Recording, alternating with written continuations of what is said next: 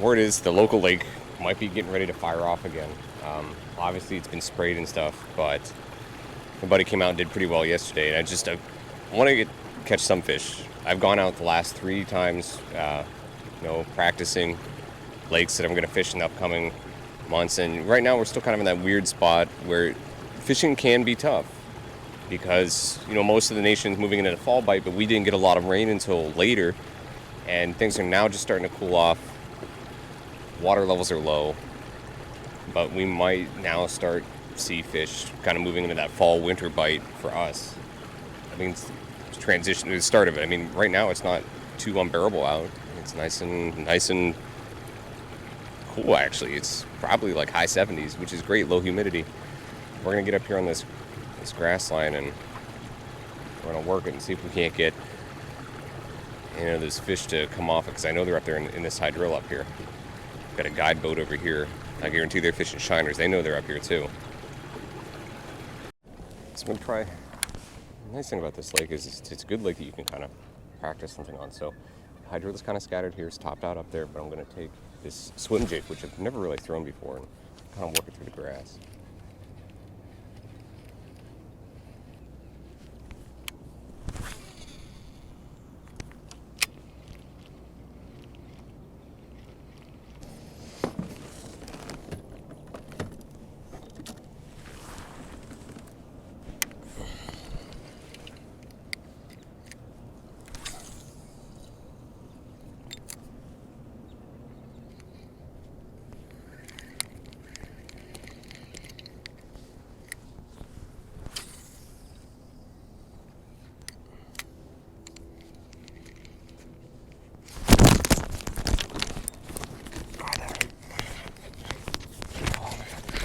Grabbed it in the water.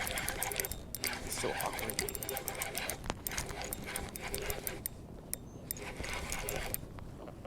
Oh, try not to crack the finger I cracked before.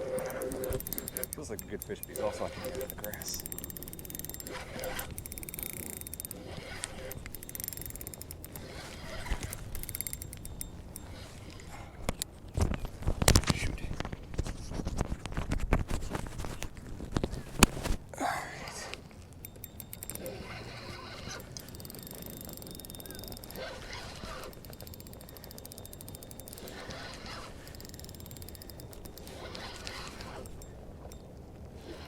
He's decent.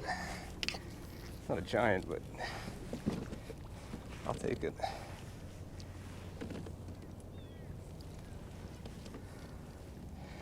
All right.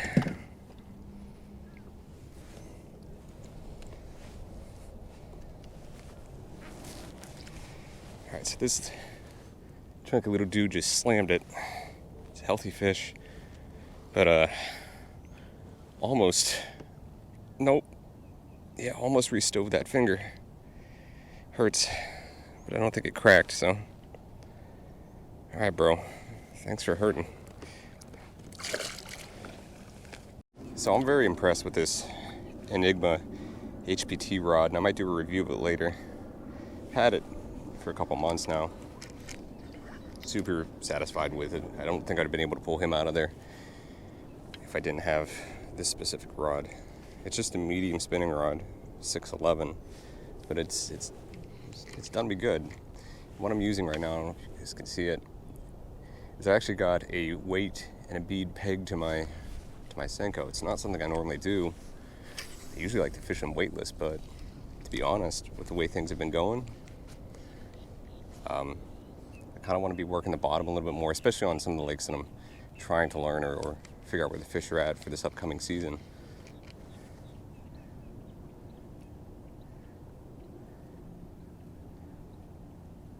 Finger hurts. Alright, I don't plan on being out here too long today. Let's make one more cast and then I think we'll get down and start working this edge down here. These the guys in the boat up here are kind of where I wanted to go, but it's fine. We'll go down here. Really want to catch something on the swim jig.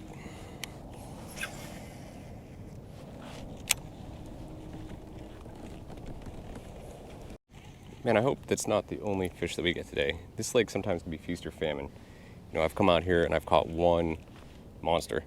And I've come out here and I've caught like 40 dinks. And I've come out here and caught a balance of both, you know. 3 or 4 really killer fish and then a dozen or so cookie cutter fish, which in here is kind of like that 15-inch range. We do have a good swath of like smaller fish in here that school up a lot together. I mean, in that 12 to 14-inch range. But there's some big fish in here. I'm pretty sure I missed a 10-pounder here just after spawn. I think it was late spawn. Like she grabbed. I don't have it on video, and I thought I did. But apparently the foul corrupted her. Something along those lines. And she grabbed it and she was pulling drag, and it wasn't like little pulls. It was like 5-10 feet bursts. That was just I couldn't. Well, I went to net her and she came off right at the net. I saw her. She was big. My buddy thinks he hooked her a couple days later, close to where I missed her, but she bent his hook straight out. Let's see if there's anything hiding underneath this hydrilla here up against the grass line.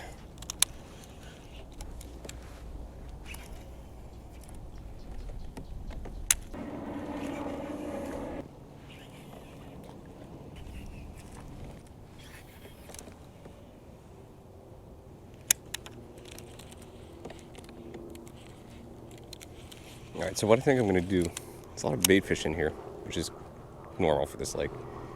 I think I'm going to go back, hit this same edge, but come off the shoreline, like maybe 20-30 yards, and just work it with a swim jig. See if I got any of the fish kind of hanging out in this area. There's hydrilla here. It's not super tall, but if there are fish there, that's probably where they're going to be hanging.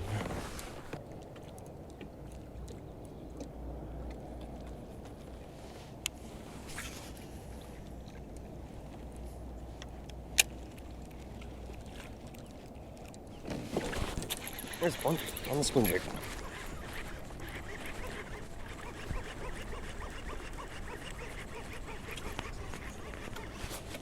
Oh, that's a decent one. Nope. Oh my God. Sorry, bud. That woke him up. He was fine until he jumped and hit the side of the kayak. He didn't like that. I don't blame him. Let's just swing him in here.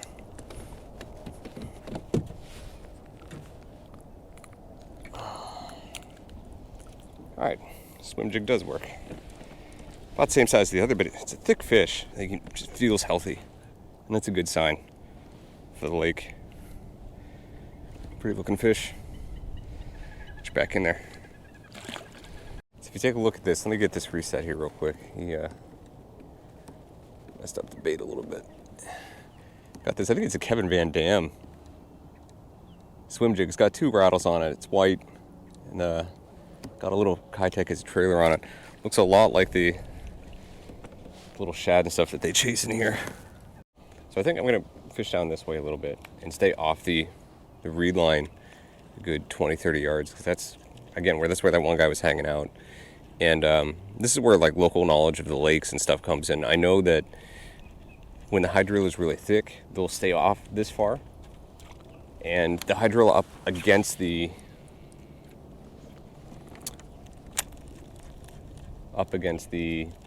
reeds right now it's pretty thick. You got a 1 ounce weight and it's hitting, and it's just sitting on top of the hydrilla, and then when it gets underneath, it just feels thick.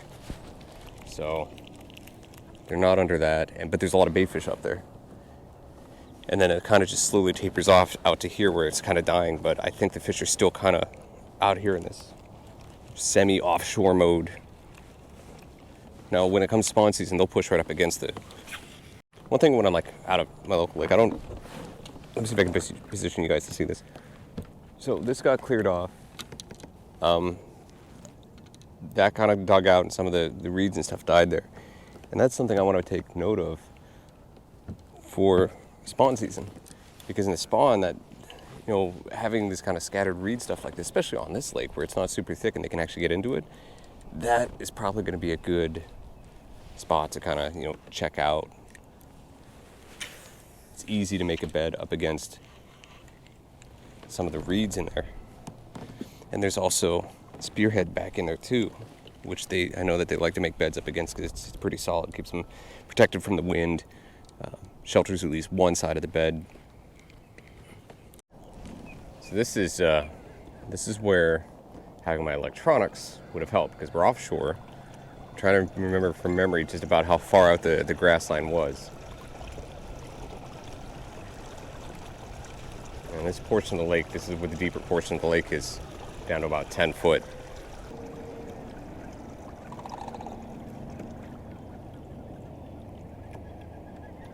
Let's see, it's probably right around in here.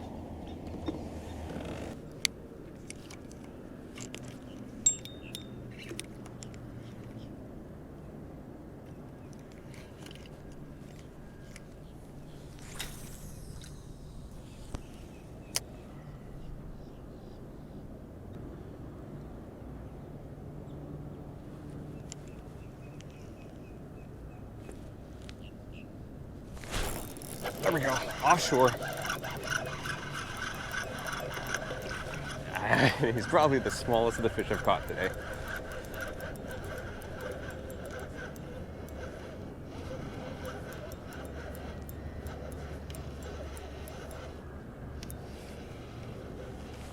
See, when they get hung up in the hydro, they just kind of get lazy.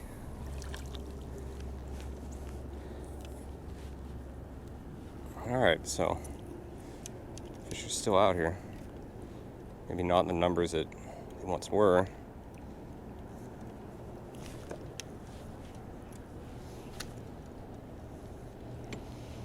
It's healthy though, it's a healthy fish, and that's more impressive to me. Alright. Alright. Let's go take a look at one last spot and then call it a day. Let's check this cove out. This used to be such a killer spot. The water never got clean here, so it didn't produce the way I was hoping it would.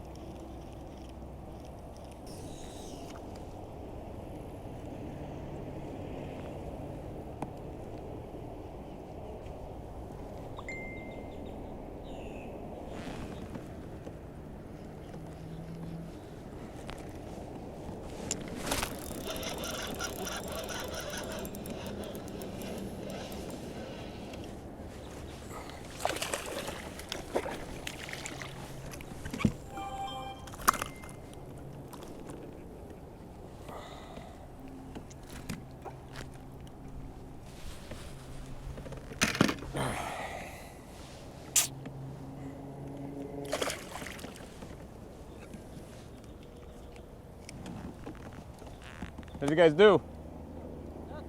Nothing? One gar. We got one gar. Huh.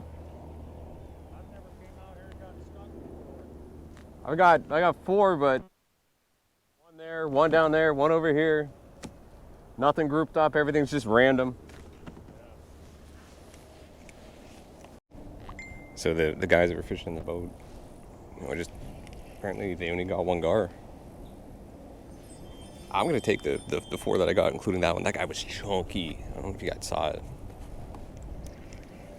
He talking to the camera when other people are around, especially if I don't know him. It feels weird to me. But yeah. So one there, I saw something wake. I threw in there and something waked, like it went away from the bait. And I figured if it's a bass, it's gonna come back once I start moving the bait. And he came back. He hit it probably about 10 feet later.